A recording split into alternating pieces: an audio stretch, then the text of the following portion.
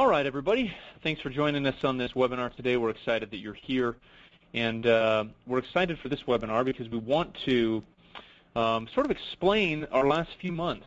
Most of our webinars, you'll notice, are best practices webinars. We have guests on. We don't talk about ourselves a lot. But today we're going to talk a little bit about things we learned going from LogMyCalls to Convirza. We announced that change just a few weeks ago.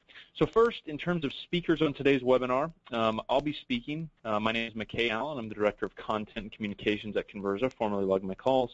We also have, Phil Case, who is the Managing Partner at Fluid, which is an agency based in Salt Lake City. They helped us oversee the rebrand, and we're great partners through this process. So Phil, thanks for joining us today as well. Good to be with you, McKay. Good to be with you, McKay. Awesome. So here's what we're going to do, everybody. I'm going to get on and present the first maybe few slides, and then Phil will present the remaining 5 surprises. So thank you for taking the time today. We encourage you, if you have questions, to type those into the question bar. And then also, we encourage you to engage with us. So if you have comments, questions throughout, please type those into the question bar, and we'll address those at the conclusion of the presentation as well. So let's just jump right in, everyone. All right, so the title of today's presentation is 10 Surprises from the LogMyCalls to Convirza Rebrand. You probably know that we are formerly LogMyCalls. As I said, we renamed it just last month in May, and we announced a $20 million funding round last week. So it's been a busy, busy few weeks for us here internally. What we do essentially is 3 things. We provide a call marketing optimization system. The first thing we do is we provide basic call tracking. So that's attribution, right? We tell marketers which ads, campaigns, and keywords generate phone calls. The second thing we do is we provide deep call analytics. We actually analyze the phone call itself with voice recognition technology and pull data out, things like a lead quality score, whether or not the call converted, and whether or not perhaps even the sales rep missed an opportunity for additional revenue on the phone. So we provide deep call analytics. The third thing we do is we provide call marketing automation, so we can send this data to any system, like a bid management solution perhaps, or a CRM, so people can actually optimize their campaigns and their lead flow on the fly and in real time with the data that we gather from phone calls. So the only system in the world that does all of these things. Here's a few of our clients and partners. You can see some decent names on that list, and we're excited to we're growing rapidly, and we're excited to continually add clients as well. And if any of you, these clients, are on this call today, thank you for being our clients. You guys are great. All right, so let's talk a little bit of background here. Our name, as LogMyCalls, did not adequately describe our services or our product offerings. So we would have people tell us at shows, events we go to, trade shows, and webinars, that sort of thing, like, man, what you do is really cool, but LogMyCalls, call logging, really old technology, and something that's been around for a long time. It doesn't adequately describe what you do. And so a rebrand was necessary, and we felt like now was the time, if you will. So let's talk about the timeline here. December 2014, we made the decision to rebrand. That was finalized in a management meeting. January of 2015, we vetted various agencies. And I want to talk about this process a little bit. And Phil is going to call a little bit of props as well. So I started with a list of about 25 agencies. I had some people on my team get some preliminary data on these agencies, and I started from that point. Then I got on the phone and just basically outlined the scope of our project, got a feel for their comfort level with the project, as well as a rough pricing estimate. And I eliminated about 20 of the 25 agencies pretty quickly based on 2 factors. Number one, either they were comfortable with the scope of the project, meaning maybe they were really good at branding, they didn't feel comfortable with their expertise in terms of web design or technical integrations, or the pricing was asinine. So I talked to a lot of agencies in San Francisco, Seattle, New York. I guess that was probably my first mistake because their prices were exorbitant, I guess is the best way to put it. And so we immediately eliminated a few agencies based on that alone. So we were left with a few agencies in Salt Lake City, a couple in Denver, and I think 1 in Seattle as sort of our final group. And we vetted those agencies thoroughly, settled on Fluid, which is an agency based here in Salt Lake City, and eventually chose Fluid as the agency that would help us through this process. So January, we made that decision. We had a host of meetings with Phil and his team of Fluid. By February, we had the name and logo chosen. I'll get into that process more in depth in a moment, which is sort of interesting, by the way. May the site was launched. We acquired a competitor, and we, as we said, we renamed, and in a couple weeks we announced funding. So it's been an extraordinarily busy spring and exciting spring for us at Convirza. So let's get into the surprises, things that we didn't anticipate. Now, let me back up and say we knew there was going to be hiccups, right? We knew that there were going to be things that we learned along the way, but we thought we sort of had anticipated what those things might be. But these are the things that actually surprised us. These aren't the things that we learned necessarily. We learned a lot more than this. But these are the things that really surprised us through the process. First was getting internal compliance and engagement. So our company's been around for some time. LogMyCalls has been around for a number of years, and so you had a lot of people who the LogMyCalls name just rolls off their lips. It was such an ingrained part of who they were as an employee here that it was really, really hard for them to understand the scope of the project. So this was not just the naming of a product. This was not the renaming of our outward brand, and yet our company name was staying the same as LogMyCalls. No, this was a full-scale name change, rebrand, everything. And that was hard for a lot of people to understand. And so that took a lot of time on our part internally of educating all the employees. Okay, you now work for Convirza. Your paychecks will now come from this entity today, and not LogMyCalls. You work for Convirza now. Your checks will be coming from Convirza. All of these things will change. And that took a significant amount of time. The other thing that was really interesting was we also required, whatever word you would like to use, employees to change, of course, who they worked for on LinkedIn, who they worked for on Facebook, make sure that everything was up to date. And that was that was more work than we anticipated. It was a surprise, big surprise.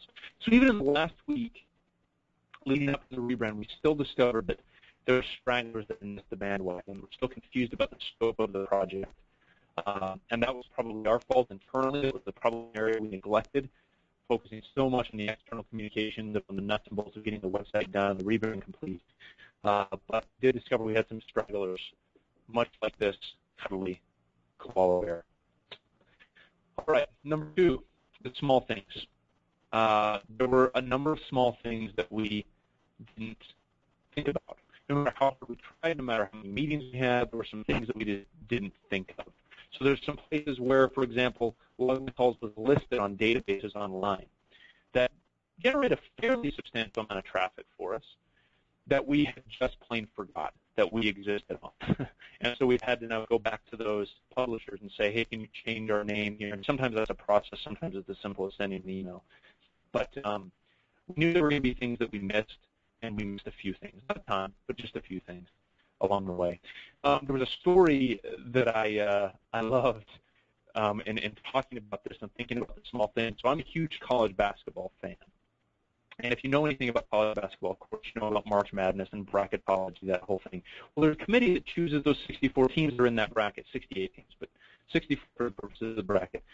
And I heard an interview with someone on that committee this year, and he said, you know, my biggest fear is that we will get done with this meeting, with these series of meetings for months, and set this bracket up, and we will totally accidentally overlook the number 5 ranked team in the country and just forget to put them in the bracket. We'll announce the bracket, and suddenly, like, Duke will call and say, hey, we're not in the bracket, we're ranked number 5 in the country. And we'll just an oversight. He said it literally is terrifying. And that was sort of our biggest fear, too, that there would be some big thing that we overlooked. And we didn't overlook anything big, but there were small things that took a significant amount of time to still come around to. Number 3, choosing a name. I want to talk about the process related to this a little bit because I think it's vital to understand. And this, I think, contains lessons that you can use in any marketing project. So let me walk you through the process for this. So our CEO first laid out some parameters for what he wanted in a new name. He wanted a Latin or Latin-sounding name, and he wanted the name to either mean something in Latin or have an English-sounding meaning. So, for example, Convirza doesn't mean anything in Latin, of course. It's not a real word. But in English, most people think of when we did surveys on it, most people think of conversation or conversion, which either one is great for us. And we then, of course, wanted to steer clear of names that sounded like existing products or companies. So after several weeks of brainstorming, we still didn't have a name. And then we made a mistake here. We made a mistake of pushing this out to our employees before we had a firm name. And when you do that, you get a lot of opinions. There's way too many cooks in the kitchen. And, of course, with a name, without a logo associated with it or branding at all, if you just throw a name on a spreadsheet and have people vote or in a survey, everyone hates everything all of the time. So that's a lesson. Don't push things out before you're ready to give feedback. So the process for this, the process we ended up following was Fluid presented us with several sort of Latin root names with their meanings. We then, as a management team, took anonymous polls and said, okay, put these 21 names in order, rank them, put your top 3 and then put those in order. So we then had the members of the management team, some pretty decent data from our group that gave us some insight into which names were popular and which names weren't. Now, an interesting side note here is it's interesting how people think the same that are in similar types of positions. So the president of our company, the founder of our company, he's a sales guy at heart. Well, he and our VP of sales literally showed the exact same 3 names of those 25 names in order because their minds, I think the same. They're sales guys. You had the development guys who thought the exact same. You had the marketing guys who thought very similarly. So it was really interesting to see where people landed on these names. So from that, we took 4 or 5 top choice names and pushed it out to the company in the form of a poll. And that's the mistake we made. We shouldn't have done that. We either should have done it early in the process, like, hey, give us ideas, or we should have done it very late. Here's your 2 choices, pick one. When you give people 8 or 9 choices, 4 or 5 choices, that's a recipe for disaster. So, my word, we suddenly had every employee giving us 3 names that we should consider, and we had every employee saying we hated all of the names. It was a disaster. And so we made a massive mistake there. I don't know if Fluid advised us against this, but they certainly didn't advise us to do that. So that was our mistake. The other thing that I would mention as well is, in order to finally make a decision, we basically sent the executive team, our CEO and the president, and then a couple of vice presidents, into a conclave where we said, okay, you cannot come out until you have a name. And so a few days later, we saw some smoke rising from the Sistine Chapel chimney, and I just got a text from my CEO that said Convirza. And so I knew that must be the name. So the process was interesting. Don't make some of the same mistakes we did. The other thing that was surprising was how easy it was to get our new logo. Mary Ann, who's a designer on Phil's team at Fluid, a graphic designer, had a presentation. The first logo that she included was the Convirza logo, basically as it stands now. We rounded the edges of those 3 little marks in front of the name a little more extremely than they were initially rounded. But it was a super easy process to get the logo, a very, very easy process to get the logo. So she had prepared 4 samples. I believe this was the first one we saw, and that was the one we chose. So the process for the logo was very, very simple. Now I want to talk for a second about defining the message. Our old name, LogMyCalls, as I said, did not fully encompass the power of what we did. And so the task of really defining the brand message was essential. Who did we want to be? Well, we knew we wanted to grow up. We knew we wanted to shed the cartoon beaver that had served us well for many years, but was time to jettison, and move on with a brand that was more enterprisey, felt bigger, felt stronger, felt more data rich and powerful. And so that was an essential process, and not a fun process, I might add, right? Defining the message is a challenge because you're wondering if this is going to have any real impact on whether or not you acquire customers. Went through all these exercises, and you're wondering along the way, is all this time we're spending worth it? And there's a significant amount of disagreement in terms of the exact message and who you should be. Those are big questions, and it took a lot of time to tease that out. So we settled on this: optimize your clicks like calls, And then Convirza is the first and only call marketing optimization platform that combines advanced call tracking, deep conversation analysis, and workflow-based marketing automation. So we really wanted to sort of define a new industry, define a new, I guess industry is the best word, call marketing optimization. Now the struggle, I should mention as well, with a rebrand, before we turn it off to Phil here, turn it over to Phil here, I should say, for this number 6 through 10, from his perspective, the agency's perspective, which I'm interested to see. But when people search for our product, they generally search the phrase call tracking. There's a lot of organic search juice around that phrase.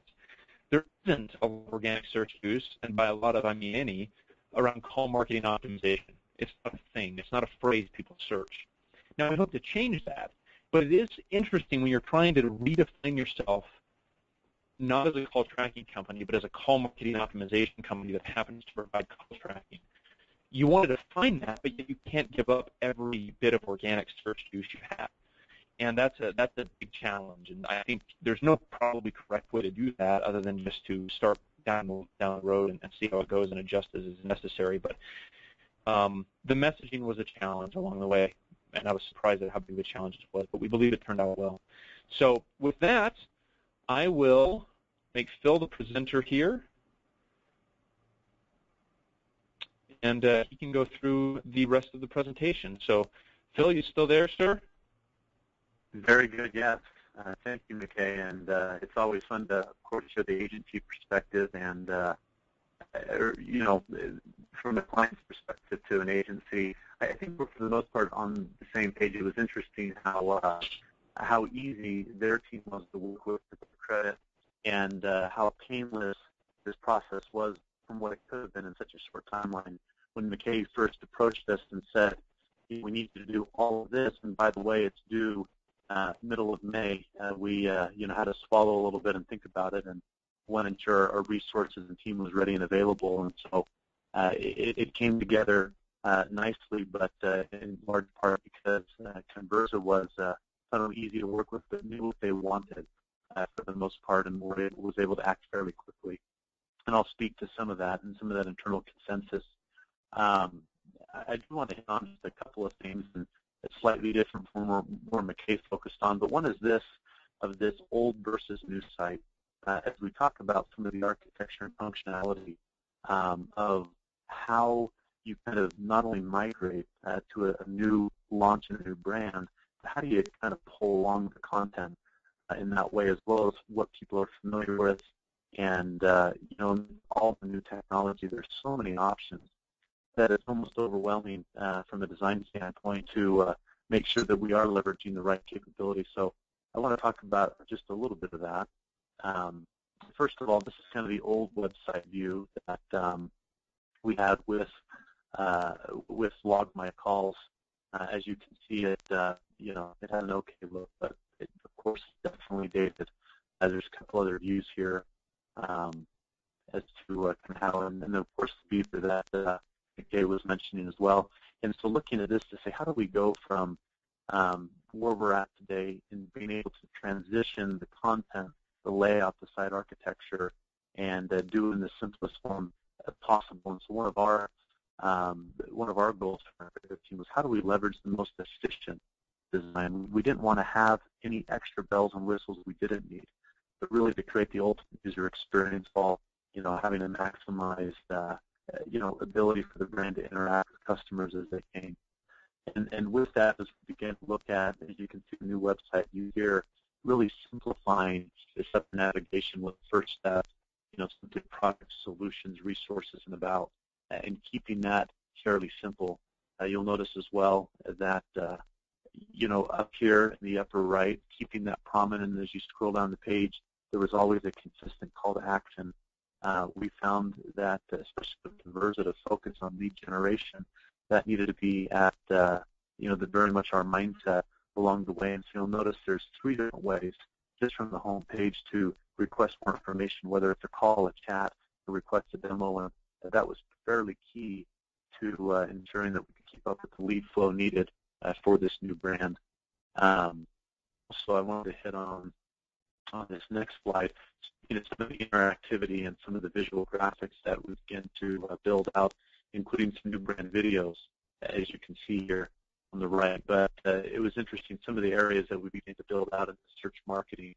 As you spend some time on their site, there's some fun kind of a little bit of animated effects and user interaction. You'll find that makes the site a little bit more interesting. And it's a little surprises like that along the way, just to have it be a more engaging site. And the other interesting thing that we love about Convirza is that much of the data we present in infographics and kind of other animated fashion is their own. And they have such great industry data from years of experience of collection and then new data now. That is, we do create graphics and visual representations of the brand. We can do it in a very interesting way that truly is unique. It's not just repurposing some Forrester report, but it's good information that is absolutely unique to the brand. Just a couple other internal pages, wanting to make sure as we have a focus on product, Convirza for advertisers here, and again making it easy for them as a user to dive deep, get a demo, request more information, learn more, etc. So there's a lot of cues that we took from others in the technology SaaS space, but there were a lot of things that we created with Convirza along the way, and that was exciting as well. Treading new territory. One thing I'll mention that that Kay shared with me a few weeks ago from another webinar is that he got a kind of an onslaught of opinion about the new website when it was launched in the new brand, and some of that wasn't all positive. Most of it was. There was a few that simply said, what were you thinking? We don't love the new website design. It's different than from what we're used to. But we kind of talked that we're okay with that. The way that the new site's designed is a little bit more cutting edge. It's, from a technology adoption standpoint, it took a few giant leaps ahead, and so we're okay that there's some polarization there. So for us, it was kind of fun to hear that feedback, even that not only people that loved it, but those that even didn't like it as much. Just the fact that they have an opinion and it stands out and it's something different from the mundane websites you visit over and over again in your day, actually makes it a little bit more memorable. So some interesting points there. And again, we talked a little bit about the site feeling a little bit more alive and vital. I think some of that animation and some of those motion graphics help a little bit with the kind of dynamism or the dynamism of the site. So the next challenge was to say, now that we have a new site, how do we introduce this website to the new audiences as well as the old? And the new wasn't as much of a challenge because these were individuals and companies and decision makers that didn't know Convirza before, that weren't already intimately acquainted with the brand. And so the new audience and the messaging that McKay spoke of, that seemed like a slam dunk. But the old audience was a little interesting, wanting them to be as comfortable, wanting them to be able to see that transition and the leaps forward and be comfortable with that and continue in the relationship with them. So you can tell, pretty dramatic difference. What I love about the new brand is just that it is, much more of a elegant or sophisticated type approach, and I think it can build very much on the enterprise level. And of course, that was the first step in the branding. But as we balance that, we wanted to be careful to not lose all former, essence or, kind of a callback to that older brand. And so trying to kind of balance that and the look and the feel and bringing that older audience with us. One of the things that McKay and our team began to work on was considering LogMyCalls.com, the domain that all we're familiar with. What does that user then see? And we developed this interstitial page that as you begin to hit only from the LogMyCalls site, you as an older visitor familiar with the old brand saw. And we saw that as a good, at least an initial strategy that I believe is still running, that over several weeks and potentially for the first several months that we can kind of ease people into it. We do want them to begin using the new product and, kind of the enhancements that have been made, but at least beginning to allow people to see that, we're now Convirza and here's why. And here's some of the things that you can do now. And so this interstitial page, I think, was a large help there, along with all of the outreach and public relations work and content development and email campaigns that McKay and his team did to ensure that there was a near, seamless transition to this new brand and new site. I want to next talk about some of the digital marketing aspects. So that's another challenge. Sometimes as you use new technologies, there can be a definite disadvantage from an SEO aspect, and we wanted to be cognizant of that to make sure we could use some of the cutting-edge technology, but not to the detriment of all of the positive SEO work and link building and organic rankings that LogMyCalls has built for so many years. And so that was, from the outset of the project, a major focus, because that, of course, was where much of their traffic and lead flow was coming from. And so, the challenge number one was let's maintain the ranking and the value we have. Let's not lose any ground, do no harm. And then challenge number two is we want to actually move the ball forward and grow the brand value in the eyes of Google and digital and the search engines, et cetera. So a couple of challenges here was, LogMyCalls to Convirza.com. Initially, we did some simple redirects upon site launch, as we discussed, but we also did a notification to Google of the new site that the old brand was gone away with, and that as we move forward, at Convirza, where all, from an SEO standpoint, all links would be pointing to and all content would now be housed. But you have to do more than that. It's one thing to notify Google that your site has now changed URLs and changed address, but we began systematically through Webmaster Tools and other Moz and some of that software available from a digital perspective, know which pieces of content pages were absolutely crucial the ranking and organic success of Convirza moving forward. And so we went through and prioritized with Convirza those pages, those blog posts, the other pieces of content that LogMyCalls had already gained so much traction on. And we did some specific one-to-one redirects that allowed Google to have a little bit more detail and allow them to act a little faster in ensuring that we could begin ranking for Convirza rather quickly, for all of the branded terms as well as the related keyword terms that LogMyCalls is known for. So, upon benchmarking, knowing where LogMyCalls was at, where we needed to maintain, after some of those actions of notifying Google and the 301 redirects, and ultimately McKay and his team migrating content over, and did we begin to see success and gain traction? You'll notice here, even typing in the branded term of LogMyCalls, that having Convirza appear, as small as that is a feat in of itself. Some brands struggle with that for months, and Convirza was able to make that transition just within about a week. That even typing that into Google begin to hearken to the new brand and the terms there. And you can see the other, I think, real positive is that the site was architected in such a way that it does have a good kind of presence on Google. And as you see here in the search results, there are, it's able to cascade some of those key pages there and pull those in and be laid out in such a way that, really lends itself to a good user experience and allow people to dig into those pages, even off the home page, that would be of high value. So a lot of good there, and a few other things I'll touch on.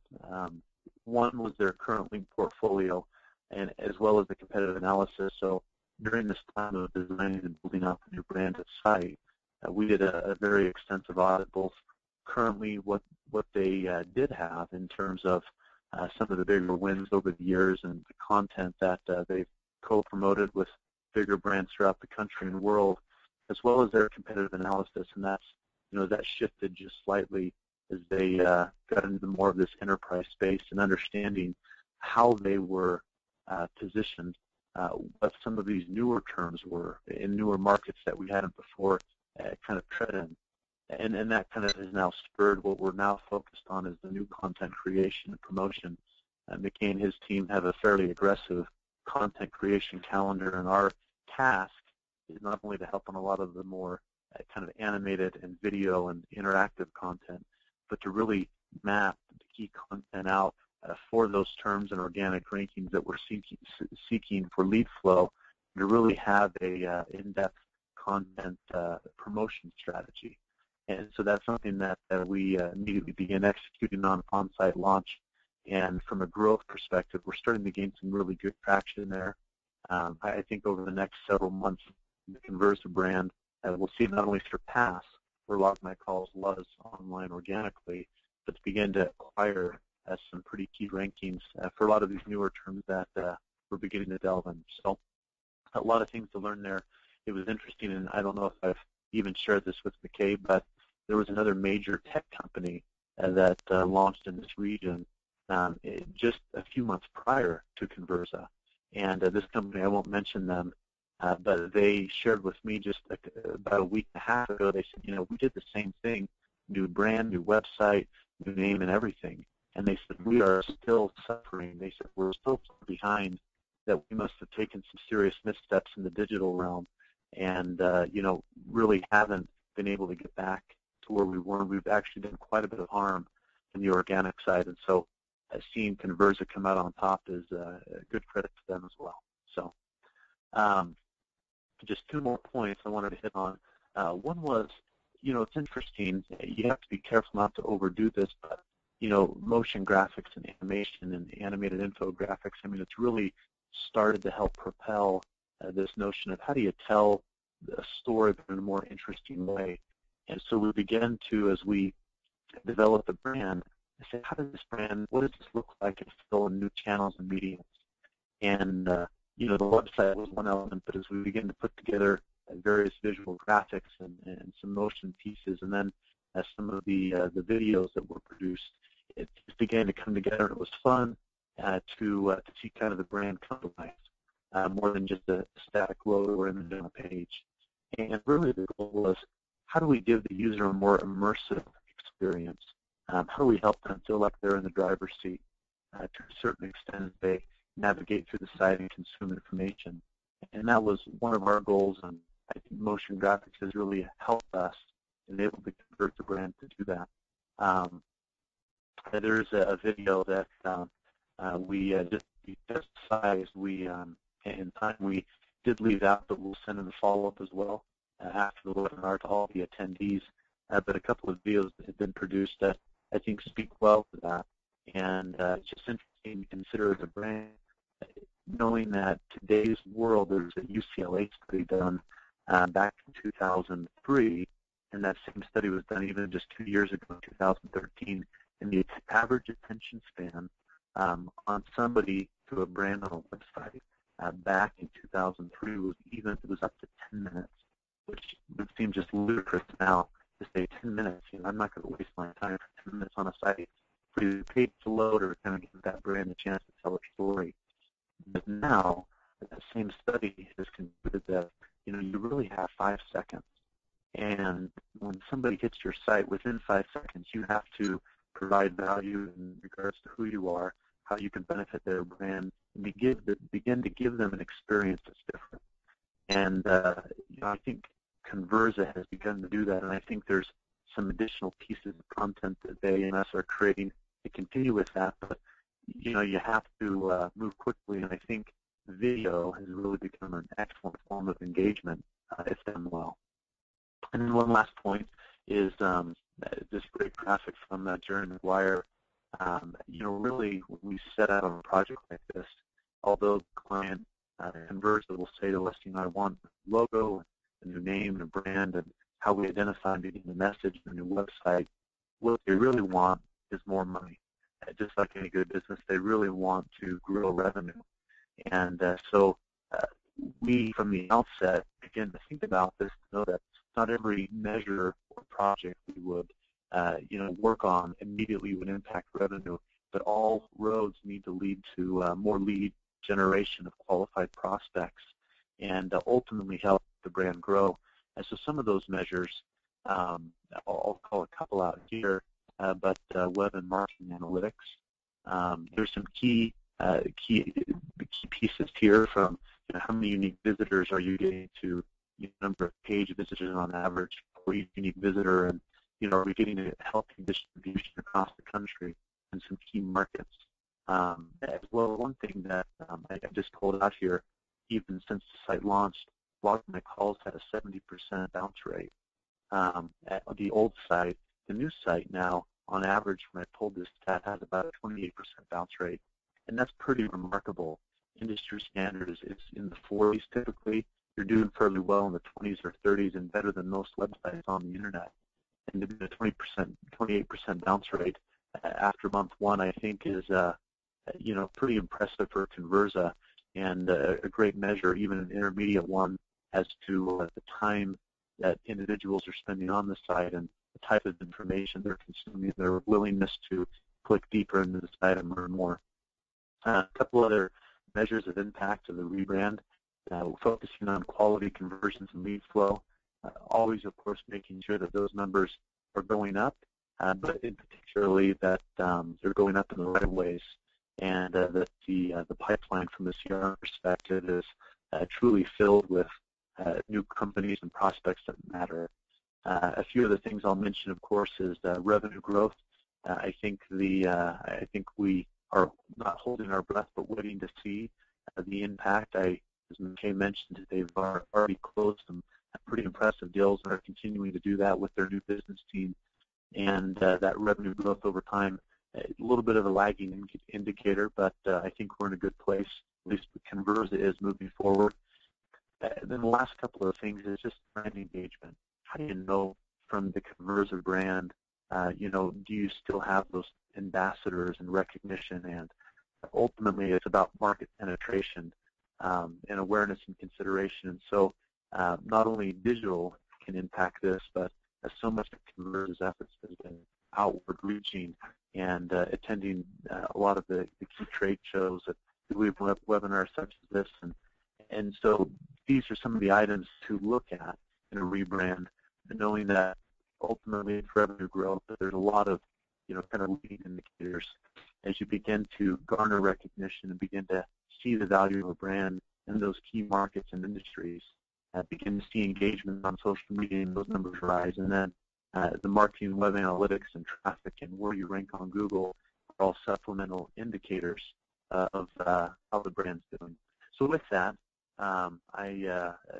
those are a couple of points we wanted to hit on. It was a great project to work on with McKay and his team, and I'll turn it back over to McKay if we'll do some slight Q&A here. Awesome, Phil. Thanks.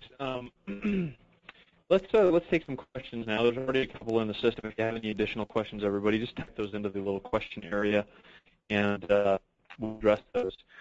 So Shannon asked a really good question. Shannon says, what would you say to those who might be working on updating their company's websites? It doesn't sound like a full rebrand, but what would you say to those who are updating their company website to help with brand growth, to go about doing it directly, to not hurt SEO, but also create a great design with clients in mind? So there's a lot there to unpack. So let me take a stab at this, Phil, and then I want you to chime in as well. So in terms of making sure you're not hurting SEO, there's some best practices there that we tried to follow. Number one is you've got to make sure your redirect is clear and explanatory. I was reading an article actually about this a couple of days ago on Search Engine Land about if you do a redirect as part of a rebrand, if the redirect is not clear, content does not make sense, and if it's not the correct type of redirect, Google will ding you.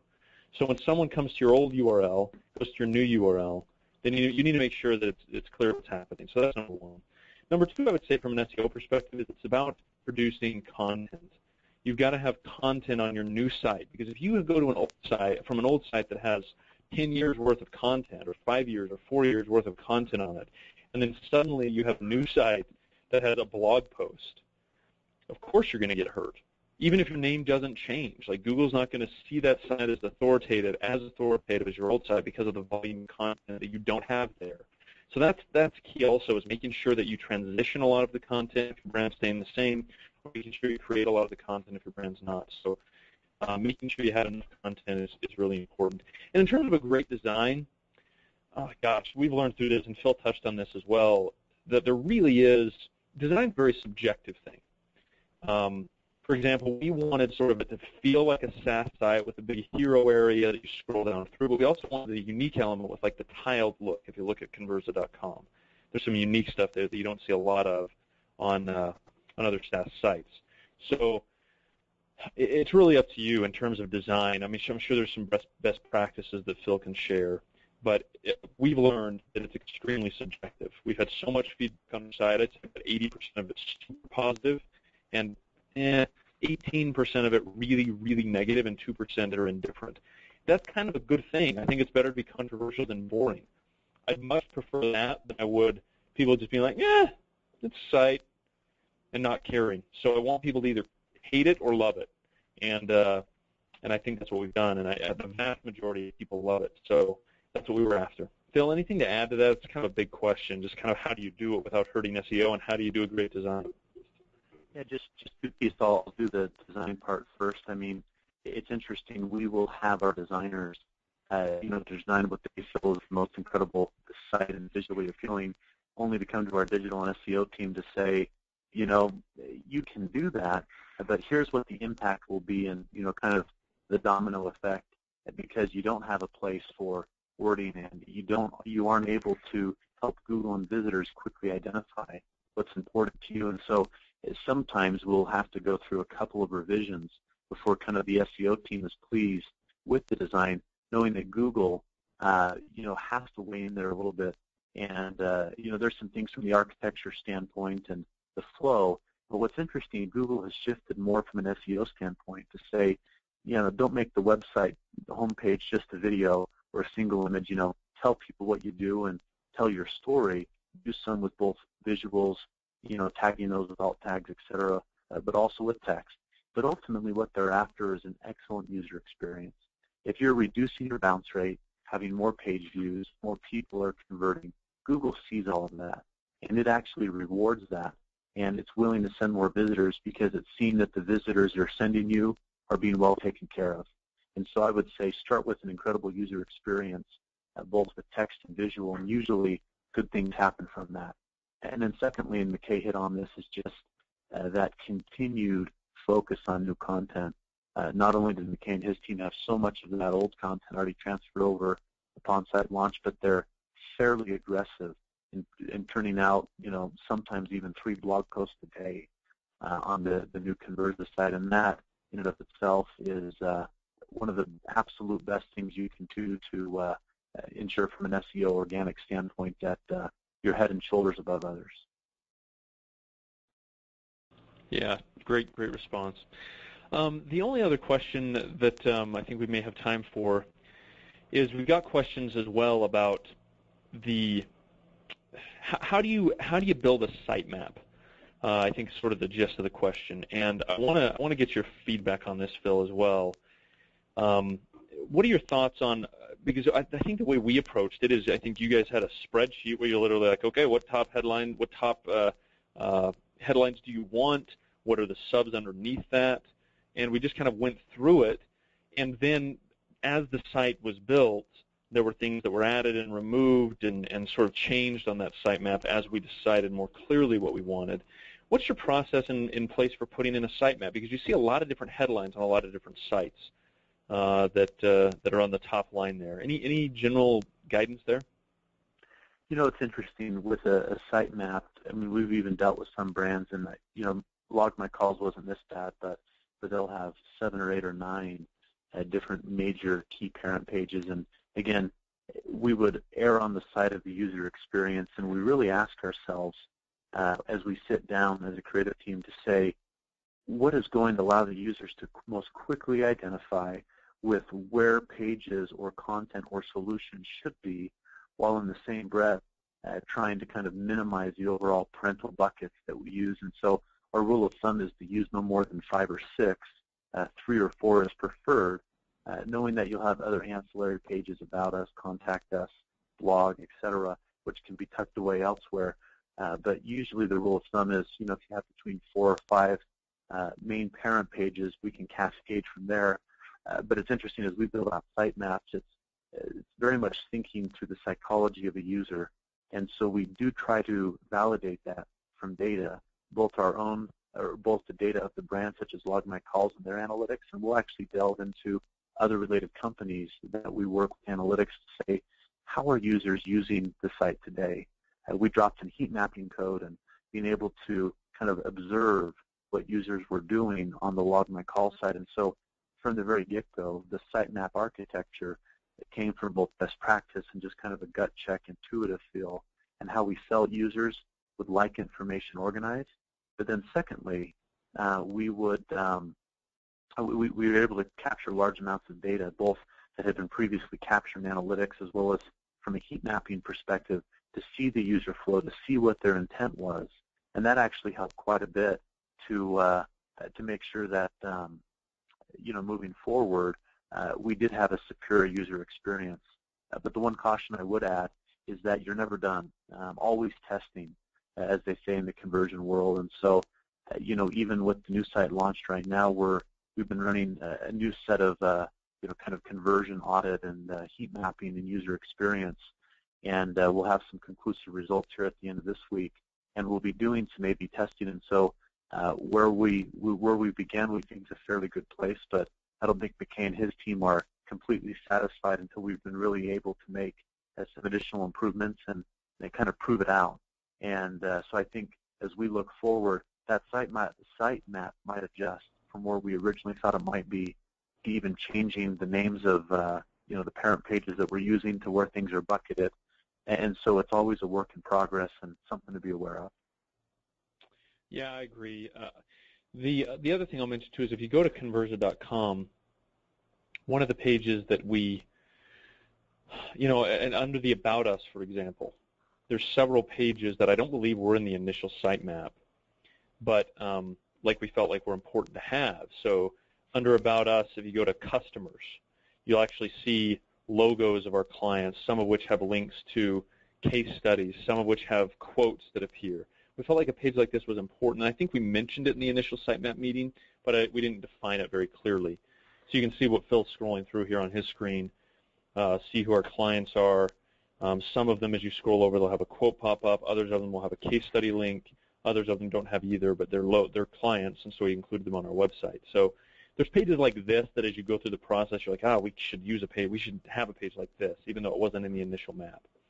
Phil, one more question here. Steve asked a great question. I'll address this first, and then you hit it. He says, what other methods or media are you using to expose your brand to potential customers besides search? That's question one. Plus, once your name pops up in search, why would a customer, pick your company over a competitor's popping up in search? So let me address both of those, and then, Phil, I want to get your take as well. So in terms of methods and media to expose our new brand, so we're actually doing a lot of things. So many things that our CEO has been stressed out about how many things we're doing, right? Because some of this stuff is just getting the brand out there, and there's not some of these tactics it's hard to measure the ROI from, for example. But you've got to do some of them when you launch a brand. So when we launched the brand, we actually formally launched at a show. We launched at AdTech San Francisco, which is one of the largest marketing technology shows in the world.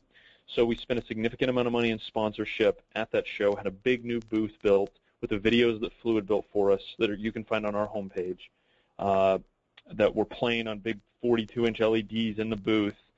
And so we promoted a lot through that show and generated a lot of buzz through that show. That's number one. Second thing we did is we made sure that some other significant announcements took place after the rebrand. So we had a funding announcement for a $20 million round of funding that we could have done 2 months ago.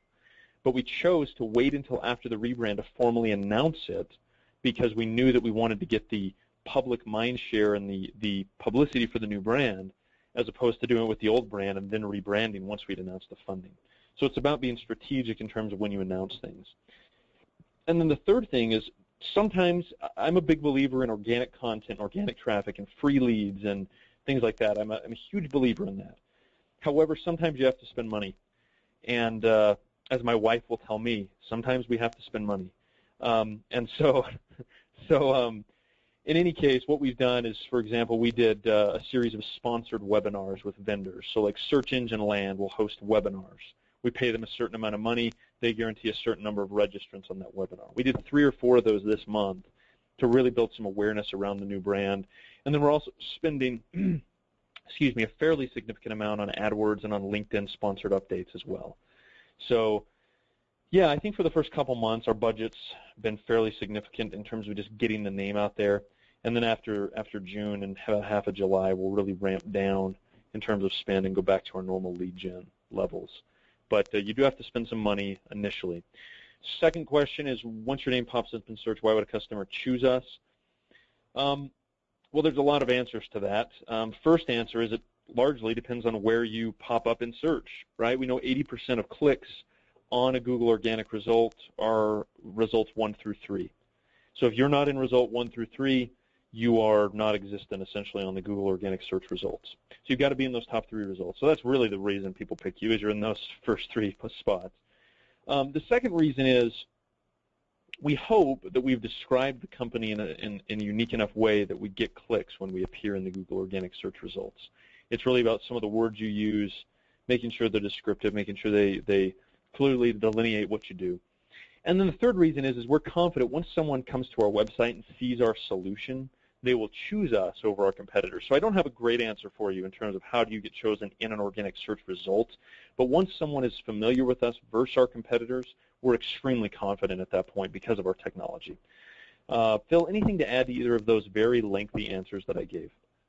I'll be brief, but on the first point, hardly ever does a single or 2 tactical approach work, because you're dealing with especially in a rebrand like this, dealing with so many people and audiences that you kind of need to meet them on their level. So, a several-pronged approach with an aggressive social media outreach campaign, including, the Facebook more personal side, and then, of course, Twitter, as well as LinkedIn, among other platforms. And so that's fairly key.